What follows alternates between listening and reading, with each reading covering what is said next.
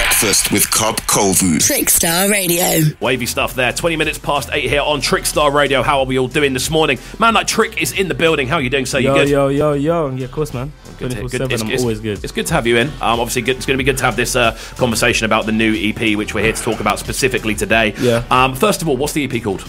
Purple Dawn. Purple Dawn. Yeah. What's the reasoning behind the name? Do you know what it is? It's I like a sunset, right? Okay. I was down Brighton Beach one time, and one of the most, just for the listeners outside of Brighton, one of the most beautiful places in the world. It's actually quite mad how good it does look down there sometimes. Yeah, so I think I was down, was it Temple Bar? Yeah. Tempest? Yeah, what? Is it Temple Bar, isn't it? It's Tempest, I think. Tempest. The secret one's Tempest. Yeah. So I was down there, and the sunset just looked crazy, right? But it wasn't just the normal orange. Yeah. I literally saw purple, right? So I was like, do you know what? Like, this is actually lit. Purple, but it never came to me then. Yeah. And I just like, I like a dawn. Do you know what I mean? Yeah, like that type of stuff. Yeah. So I was like, let me just call it Purple Dawn, and it's quite. It's very visual as a name. Like, I mean, there's a lot of kind of.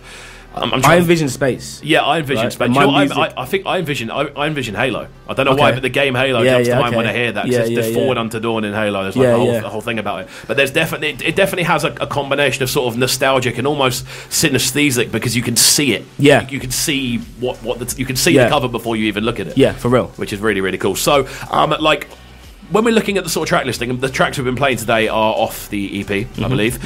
So, how many tracks in total are there? 6. There's 6 on there. So it's a big EP. Yeah. That's almost like teetering towards a sort of small LP mixtape sort of style. So why did you pick the 6? I just feel like 6 is a good number, because I feel like if I've got about 10, you don't want to listen to it. Yeah. Nobody wants to listen to 10 tracks. Yeah. I don't want to listen to 10 tracks. It's quite mad that's where we're at, though. Unless the 4 tracks that are first are lit.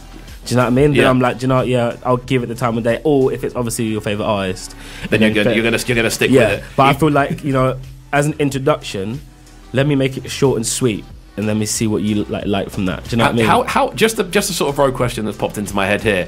How do you feel about skits on albums? I love them. Yeah. I would, if I was to make an album, I'll do intros and outros as well. Yeah. Skits, interludes. Like, I love all of that. So because it makes it more of a journey? Yeah, because it's like, I want you to hear what I'm... Like, the start of my song called Mars, I got Black Ink to introduce me. I like that type of stuff. Do you know what I mean? Because it gives you a warm feeling, like, yeah, he's really trying to do this. Like, there's something extra about it. Yeah, it's not just me on the track. Like, it's not just going to studio, recording bars, mixing it down, then it's done. There's more going into it. That's too standard. Yeah. I want to set my level way higher. Wicked, man. I like a lot of the thinking that's going into this sort of stuff. Why did you kind of feel the need to put an EP together specifically? What was it, a case of you had tracks stacking up, or was it a thing of like, basically, did you build it with these tracks with the intention of them coming out together on an EP? I felt like it made sense. I felt like, why not? Why should I just bring out songs and songs and songs? Why I should put something together and put it on Spotify and then let people listen? Because I feel like it's fair enough. Like, I get people that say they really do like my stuff, so I feel like, okay, if it's not for everyone else, it's for these guys. Yeah, of course. And I think you do. I think there's almost a trap you can get caught in now, where you just released single, and there's no body of work to back it up, and and they almost become like a bit throwaway. A lot of the time, you'll find there's nothing wrong with putting a single out there every now and then, or dropping a single on a random one. I don't find, but if you are someone that will just continuously drop single after single after single, like once a month or whatever, I tend to find they start getting lost after 3 or 4 months. My issue at the minute is doing the SoundCloud thing, because like, I know I need to put tracks on Spotify. People keep saying, Muffin, put your tracks on Spotify, bruv. Like, but it's like, I'm ready. When I'm ready, I'm ready. Yeah, I'll do it when I'm ready. I'm not just going to do it because you say it, because it's got to be the right track, got to be the right time. I could put my EP out today, but it doesn't make sense for me, because it's like, I need to get through everything else that I've got planned, and then you'll see. Yeah, like, there's no point. I know what you mean. I think you have to kind of I think especially with EPs and bodies of work, you have to have some kind of structure in place in the sort of releasing of it. Like, you have to have some sort of musical campaign. You have to have some kind of marketing ready to go into the project as well. Like, what's the kind of like, what would you describe the EP's sort of general theme as? It is having a good time. Honestly, it is having a good time. I don't intentionally make songs all to be like lit. Like, I like to make songs that actually are meaningful, but I'm not gonna lie to you. I'm not gonna sit here and tell you that yeah, like you know, I've got tracks.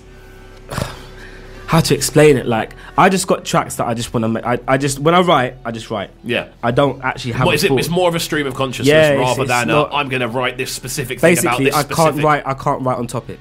Okay. Yeah. So if you were like to me, write a complete song about your come up, I can't do it because it's not. Would you? Why do you think that is though? Do you think it's because you're not necessarily that interested in a topic for a certain amount of time? I'll tell you the honest truth, because I'm from Brighton. I'm not. It's not like I've come from London. I've come from the hood. I'm not gonna sit here and be like, yeah, I've been through so much. Yeah, trust me. If you're from Brighton, everyone knows about their business. Yeah. I'm not gonna sit here and lie to the camera and be like, yeah, I'm on crate. No, I'm not. Yeah. So it's just like it's a bit harder for me to write about struggle, because I could talk about my personal struggle, but sometimes it's not that, like, it's not that time in like almost like the in comparison to a lot of scenarios. It's like, do you know what I mean? Like, just be real with yourself. Like, I'm not gonna sit here and tell you that I'm on stuff and then write about it and then I get brought up about it, because then it makes me look like an idiot. Yeah, do you know what I mean? I think you know what I think a lot of the time, especially with younger artists now, that sort of thing doesn't even enter into the thought process. It's I want to write like this because it sounds cool and I'm gonna rock with it, and then whatever happens, rather than kind of doing very much yourself, if you know what I mean. I mean, a lot of the time, the stuff I speak about on a track, obviously you might hear the odd guns or it's sometimes it's like, I like to do it because it makes it a bit more interesting. Because if I was going to mention everything about me without all the money, guns, drugs, whatever, then you'd be like, it's like, do you know what I mean? It's like I'm just having a conversation with a guy that I don't really know, and he's just talking to me about his life. Like, I don't really. So when you do that, I just feel like people are drawn to it. You add almost like the sparks and stuff, and you almost kind of. Essentially, you almost like hyperlink it to pop culture lyricism. A lot of the time. So there's like a way of like, it's connected to that, but we're also doing my thing over here. Just do it, but back it up with. I'm not gonna lie, you know.